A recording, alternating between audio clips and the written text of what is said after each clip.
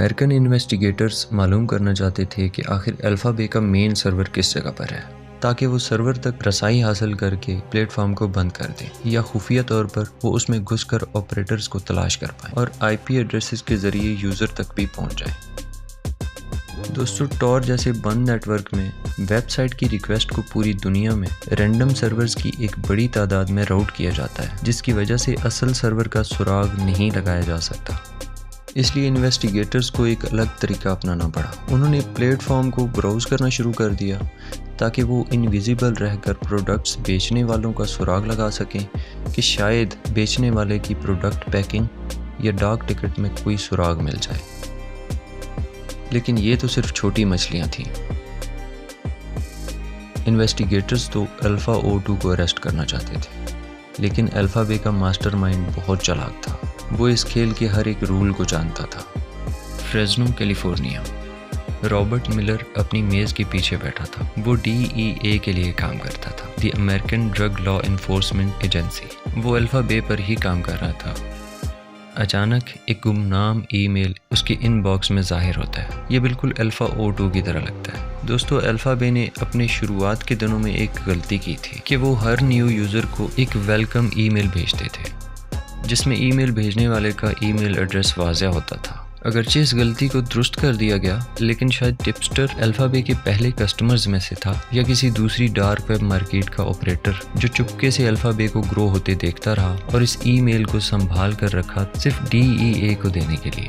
Email address ये था pimp_alex_91@hotmail.com। दोस्तों, ये एड्रेस मिलर और उसके साथियों के लिए एक बड़ी पेशरफ्त थी। इस एड्रेस की मदद से इन्वेस्टिगेटर्स को skyrock.com पर एलेक्स की 2008 और 2009 की फ़ोटोज़ मिलती हैं। ये French language social media platform था। He also linked an old dating profile। Profile में ट्रॉइस रिवीज को उसके आबाई शहर के तौर पर दर्ज किया गया था। ये साउथर्न क्यूबिक कनाडा में वाक़ है। इस प्रोफाइल के मुताबिक उस वक्त उसकी उम्र 17 साल थी। उसकी ईमेल एड्रेस में 91 उसकी पैदाइश का साल हो सकता है और जब अल्फ़ा बे की बुनियाद रखी गई तब उसकी उम्र 23 साल होगी।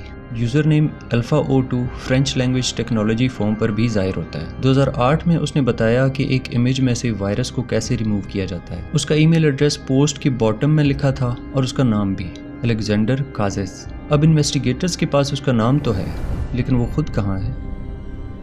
लिंक्डइन प्रोफाइल के जरिए उन्होंने काजेस का पेपॉल अकाउंट तलाश किया, जिसमें काजेस का प्राइवेट ईमेल एड्रेस भी था। उन्हें यह भी पता चला कि वो एक फ्रीलांस सॉफ्टवेयर डिज़ाइनर के तौर पर भी काम करता है।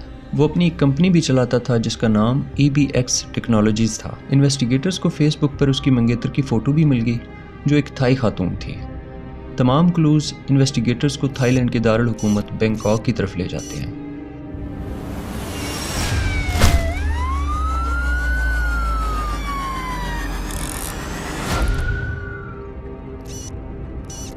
थाई अथॉरिटीज़ की मदद से इन्वेस्टिगेटिव टीम ने शहर में अलेक्जेंडर की 3 प्रॉपर्टीज़ की निशानदेही की।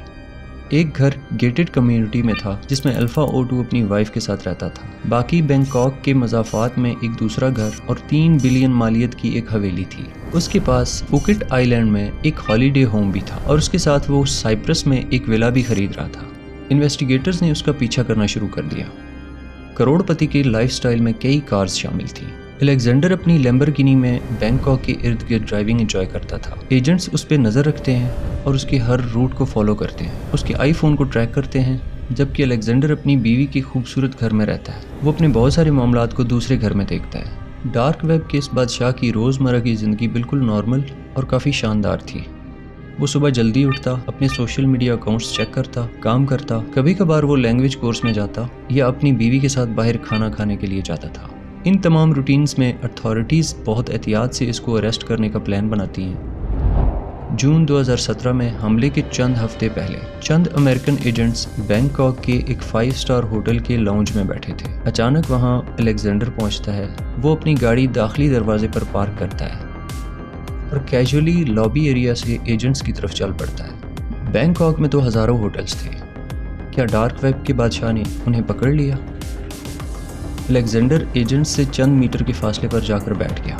ये पहली बार था कि वो उसके इतने करीब थे, लेकिन ये एक हैरानकुन इत्तेफाक था कि अलेक्जेंडर वहाँ सिर्फ एक बिजनेस डिनर के लिए आया था।